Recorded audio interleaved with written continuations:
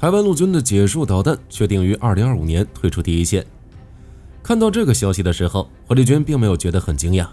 不可否认的是，在鹰式和胜利女神导弹无法覆盖台湾野战超低空防御的时代，解数导弹起到了很大的作用。但是武器装备是需要更新的，解数已经在台湾陆军服役40年，也该退休享福了。之后的野战防空任务就交给了陆歼2与复仇者防空系统，直接无缝衔接。这期视频我们就来聊聊解数导弹退役后还能起到什么作用，台湾的野战防空实力到底有多大的提升。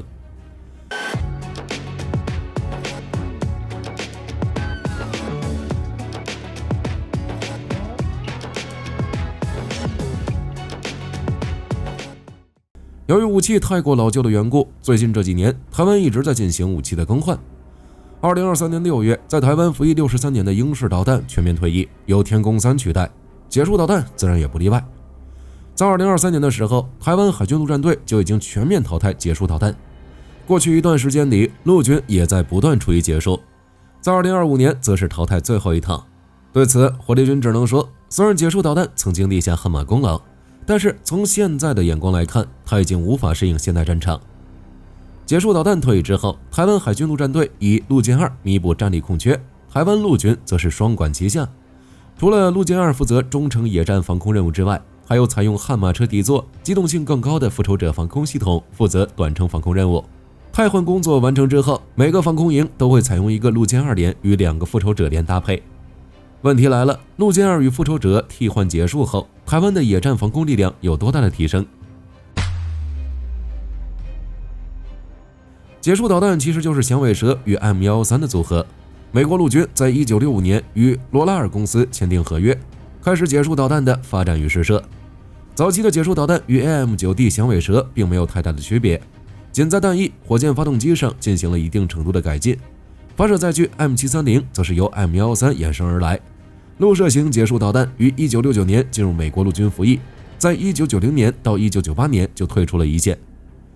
台湾在1987年为陆军机械化师与海军陆战队引进了45套解数导弹系统，在1996年又采购了8辆导弹发射车以及148枚导弹，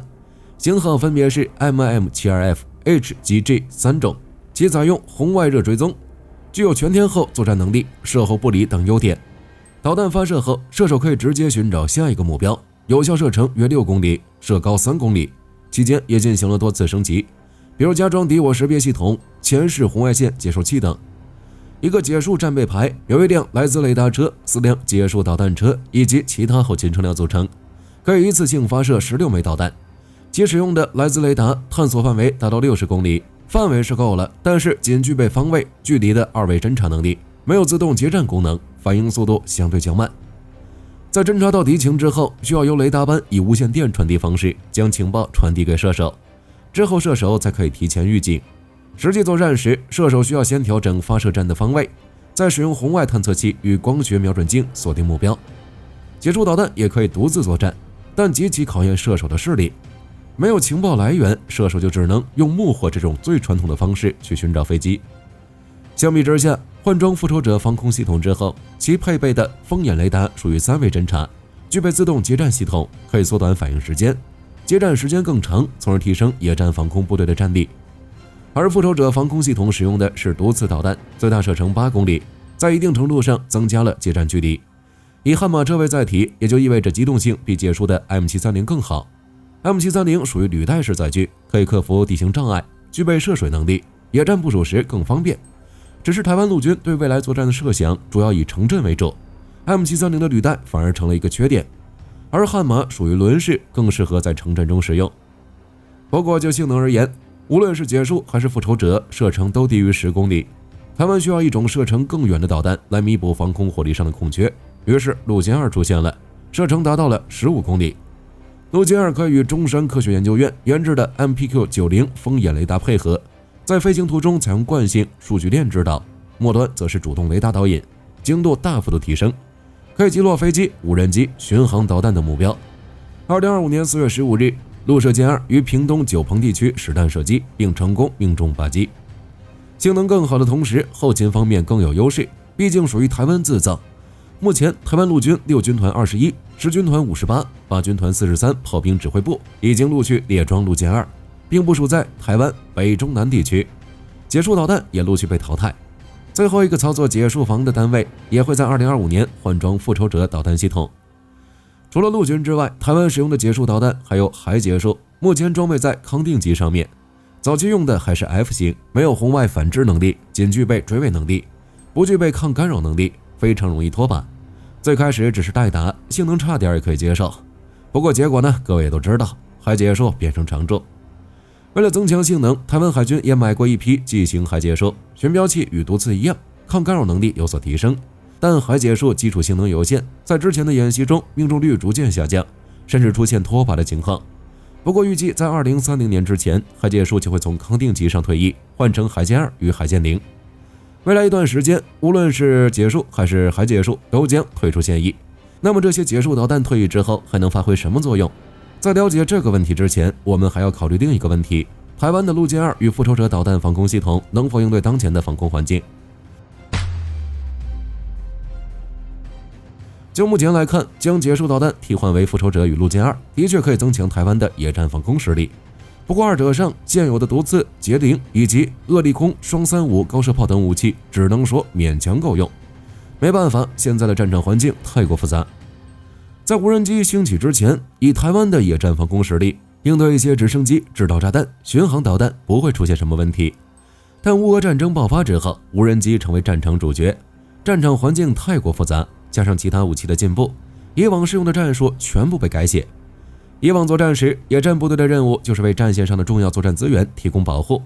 比如指挥所、炮兵阵地以及装甲车辆的集结点等，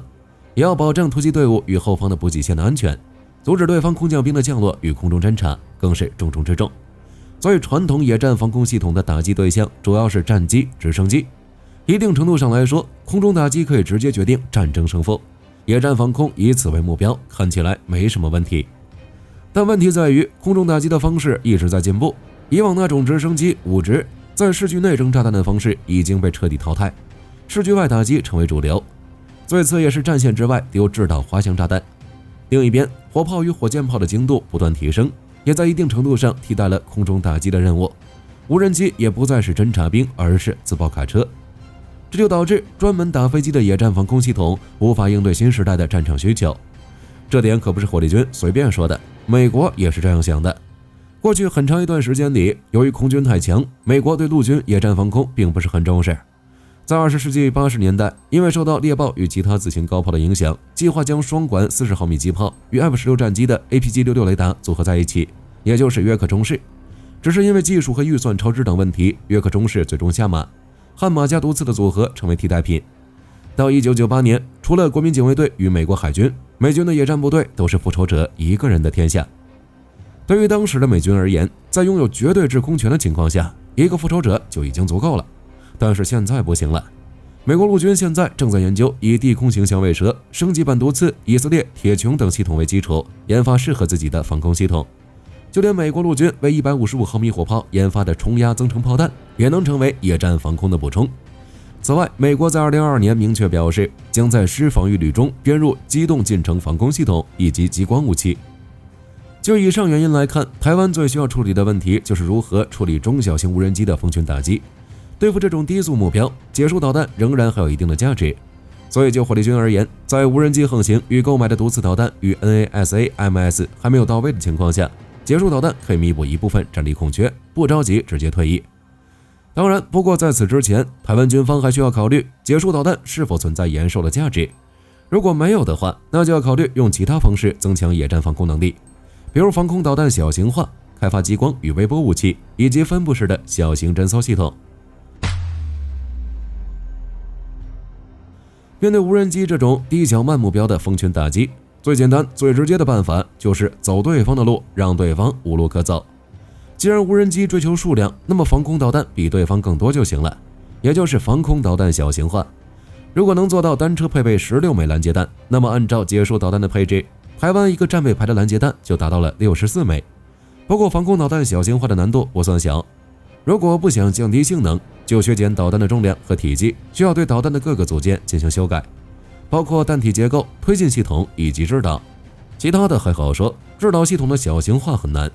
在有限的空间内集成更多的功能和组件，工程问题相当复杂。其次就是激光与微波武器，在这点上台湾也有好消息。在2020年的时候，中山科学院就开始了激光武器的研发，2022年就进行了6项关键测评，完成第一阶段的小功率武器，现在已经在研发功率50千瓦的车载型激光武器。实际作战时，激光武器可以与复仇者防空车配合，用于对目标的获取和制导。而且在2024年3月份的时候，欧亚时报就表示，台湾一名官员透露，中山科学院研发的激光武器取得进展，不久之后就会进入实测阶段，大概率是获得了美军的支持。不过即使激光武器研发成功，也需要一个配套的车辆或者说能量来源，这也是各国激光武器的研发重点。由于能源限制，激光防空系统的体型与作战时间都有一定的问题，距离正式列装军队或许还需要一段时间。还有就是无人机反无人机，这点在乌俄战场上也有体现。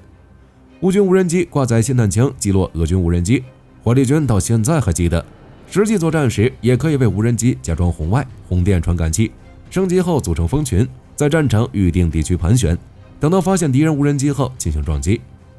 除了以上这些反无人机的方式，台湾还需要考虑另一个问题，将防空设备分给个人。这点在霰弹枪反无人机那期视频里聊过。现在的陆军一般都是防空营、防空连之类的编制，但是从乌俄战场的经验来看，步兵才是反无人机的王牌。无论是使用霰弹枪还是步枪，都有击落无人机的机会。但是这有一个前提，那就是防空系统下放，让步兵拥有发现无人机的能力。这种小型化的侦察系统也能交给无人机使用，从而最大限度地保证实时掌控空情。只是这样做的话，敌我识别上也会出现一定的问题。现有的机动信息平台无法处理这种大容量的计算和处理任务。总的来说，台湾当前的野战防空系统想要应对大规模的无人机攻击，多少会有些吃力。最好的选择就是等到激光或者微波武器入役，又或者台湾陆军有了其他方法应对无人机蜂群，再选择退役结束导弹。当然，如果非要退役，火力军也很理解。虽然结束导弹在经过升级之后，性能已经相对不错，光学和红外制导增强了导弹的拦截效果，并且还是海陆通用。只是结束导弹毕竟已经服役40年，也是时候休息一下了。好了，这期视频到这儿就结束了。各位认为结束导弹退役之后还有用吗？可以在视频下方留言，大家一起讨论。我是火力军，下期见。